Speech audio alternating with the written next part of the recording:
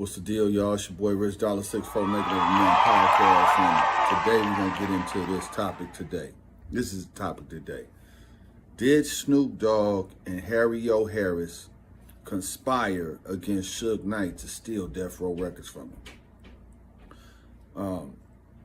We're gonna play an audio call from Harry O. Harris calling to his lawyer from San Quentin prison. And he's going to be discussing what's going on with Suge Knight and Lydia Harris and some judges. And matter of fact, I'm going to just let y'all hear it. At the tape, where she going to just take this money from Suge and then she going to go and perjure herself in court and say she didn't do the deal. So I just want y'all to hear how these guys, y'all be praising. You know, all you guys are supposed to be black and brothers and be proud of a black man. How he played the system. So, the voice you're hearing is Reggie Wright Jr., former Compton police officer, former Suge Knight confidant. Well, you know, current Suge Knight confidant, friend of Suge Knight. Directly in the dealings with the Death Row days, Mob, James, Buntry, Tupac, you know, all of them. This is Suge's right-hand man. So this is, I wouldn't say a credible source, but I could say this is a direct source into the dealings and the business between Suge Knight, Harry O. Harris, Snoop Dogg, Tupac, and all of them. So let's get into that. And now they took money from Suge Knight on what he was trying to act in good faith with them. Then I want y'all to also check out this picture where, man, I'm taking the gloves off now. I got plenty of tapes of these Michael talking from prison.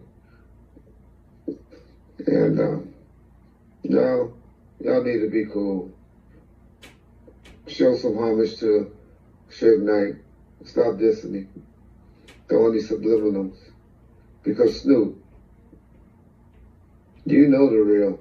You know Suge. Stop you. Okay, you guys can't see this picture, but I'm going to post the picture up. I'm going to get the picture and I'm going to post it up. You have Snoop Dogg throwing up the mob sign, or what appears to be the mob sign, allegedly.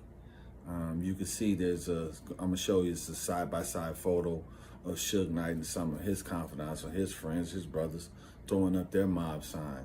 And in the adjacent video picture, you're going to see a Snoop Dogg throwing a similar hand sign. The claim of bloodshed. I want to remind you, here's this picture with you throwing up the mob hood, trying to represent the mob. And Suge the one told you, don't do that, don't do that. You from Long Beach. There ain't no power rules of bloods in Long Beach. You stay a Crip. You stay where you from. When you claim you're a Crip. I notice all the Crips, this is, you know, giving you props for howling Crip on the Super Bowl stage and doing the Crip walk. Which is cool. I have nothing against Crips. Power rules or bloods.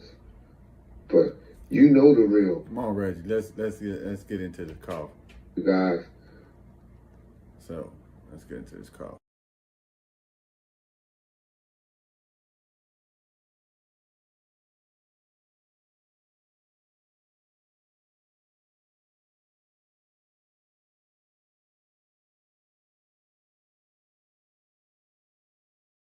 Here we go. AKA The Rat, and his attorney Stephen Goldberg, and a con man named Al Brown, who are boasting about a judge conspiring with them to obtain a $107 million judgment against Suge Knight and Death Row Records. You will hear evidence that Michael and Lydia Harris conspired to receive a $1 million settlement from Suge Knight and Death Row Records, which Michael Harris is denying having any knowledge of her making the settlement. Also in this tape conversation, you will hear evidence of the three men all but admitting to threatening Suge's attorney Lamont Gibbons to resign from the case, which was later learned he also signed without a power of attorney Suge's and Death Row's rights to file for appeal on the judgment. With all of this evidence recently discovered by Suge alone, the bankruptcy trustees are still refusing to confer with Suge to listen to this new evidence, and they are in the process of settling this matter with the Harrises for the third time so they can sell off his assets. In America, we as a society cannot allow this to happen, because if it could happen to him, one day it could happen to you. Now listen objectively.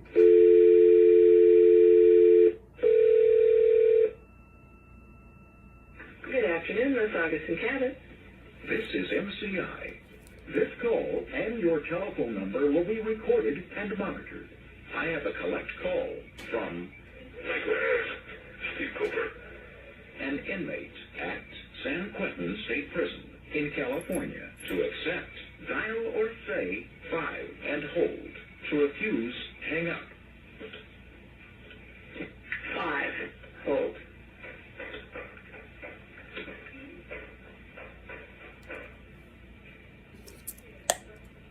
Your call is being connected. Thank you for using MCI. thank you. Thank you. One moment, please.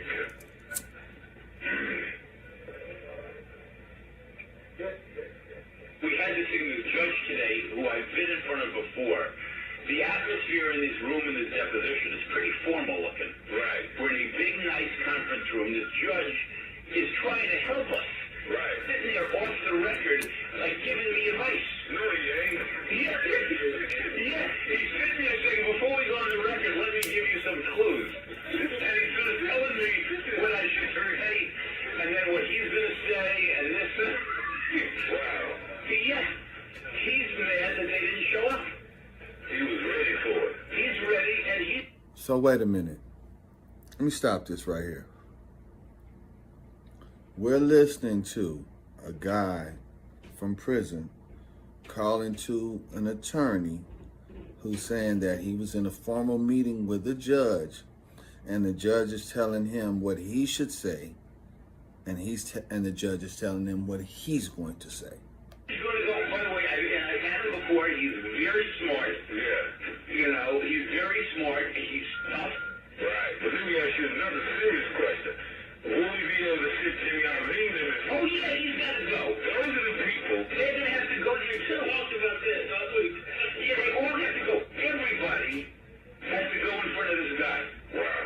Every bit of discovery, every deposition, which is something we wanted. Well, that's what I'm trying to say to you. Irene's going to have to go in front of this guy. There's going to be no... And this guy, I'm telling you, this guy is trying to help. But you see, the Iovine and those cats that really just sitting on all the money, that's what's going to be important, that we have a rapport with the judge, because this is the kind of atmosphere we need to be in with a Jimmy Iovine. That's what we want. And we got the right guy to hit. Yeah, I mean, Irene's not going to be able to slip away. Lydia is very badly advised. Right. And we need her very badly advised, and is capable, if we don't buy her out, of making bad decisions. Right, and bringing her back into the fold. Yeah. The judge in Monterey is weak. Right. So we got to, and I don't trust her in the end to make good decisions. Exactly. Judge we have down here, this discovery referee, is, I trust Sohigian. Vermont just sent something over there reading it. He sent us something else also completely incomprehensible. Well, what is he saying now? Don't need to read it. What's that don't make you read it, Dan? Don't hurt your ear, man. I need to hear it, man. I need a laugh.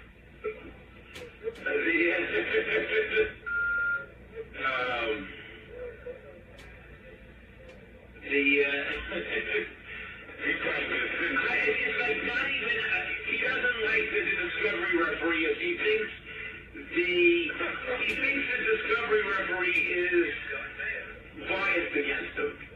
Wow. He has no doubt he believes the judge is biased. Wow. Wow. What is he talking to us for? This guy He wrote a letter to James. So he wrote a letter accusing the judge of being biased. Wow. I guess he's going to file a lawsuit against the judge now. Yes. this guy's gonna lost his mind, man. You know, because him and Suge got problems. I mean, wow, man. He's accused the judge of being biased. I thought he resigned yesterday. Well, he did, and he said he did. Now these guys are laughing that they already have the judge on the squeeze, and Suge Knight's attorneys are basically begging and pleading for somebody to give them some fairness in this trial. But when the squeeze play is going down, the squeeze play is going down. There's nothing you can do about it. You see, they control the game. So what is he doing today? He says He's reinstating himself into the case. well, he said he's still resigned. He's answered anyway, though. Wow. Yes. I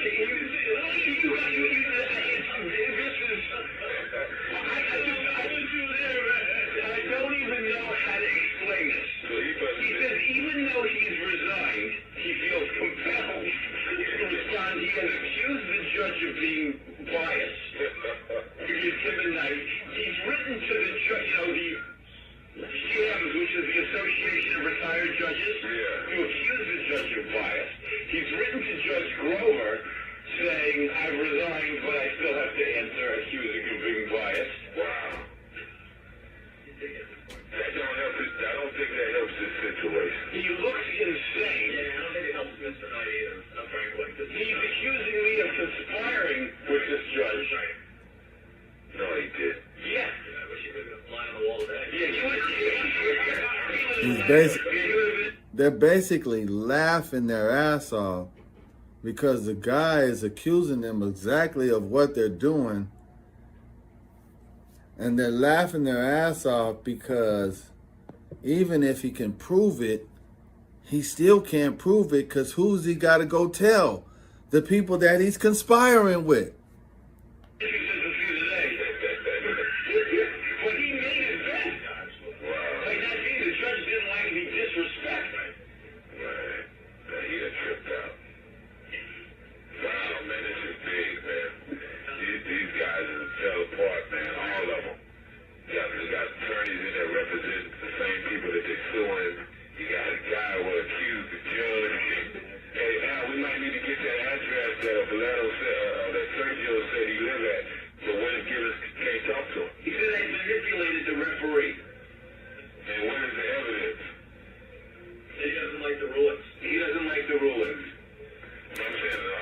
There's no evidence. The evidence is, what is the evidence that's going to change the case? There is no evidence. He just didn't like the ruling. I don't like the ruling, so I'm gonna change the case. He said that one ruling came down that favored Ms. Harris and another came down that was against Gibbons or Knight. And that's evidence that the referee's prejudiced. Wow. So you know that I kind of like told her that this would take away all her pressures. And, you know, if she would do this and turn everything over to me, I would look out for her on the back end, just on me personally. She's on board. I just talked to her. I told her to think about it last night. She said, hey, you know, she's on board. We don't even really need her after she turned it over, but if we did need her to go to the court and say, you know, no problem with the receivership and it's over. But after that, we're the only ones that anybody can talk to about anything. Yeah. She don't want to get caught in a situation. That's why she was going to snatch the money from Knight now, and there don't be no money because she can't see the big picture. And she don't understand the big picture. She don't understand the master and how it can be leveraged and how we can go and do what we need to do with it. She don't understand that. Yeah. So it's good she don't understand it. There you have it. So you clearly heard Harry O on the phone with his attorney discussing a meeting that he had with the judge prior to the court proceedings even taking place, which is a violation. The judge is telling you what he's going to say. He's telling you what you should say. And this is all surrounding around death row. $107 million settlement to Lydia Harris and Harry O. Harris. So, did Harry O and Suge Knight, did Harry O and Snoop Dogg conspire to steal Death Row from Suge Knight? Was the display of the Tams hamburger stand where Suge went to jail at and got a 28-year sentence in the show, in the halftime at the Super Bowl show the other day? Was that a shot at Suge Knight? Just something for you to think about. We don't have a judge. We don't have a dog in the fight. We just present the evidence, and we just putting that out there for you guys to take a look at that and tell me what you think, and drop a comment and let me know what you do, how you feel about that. Holla at your boy.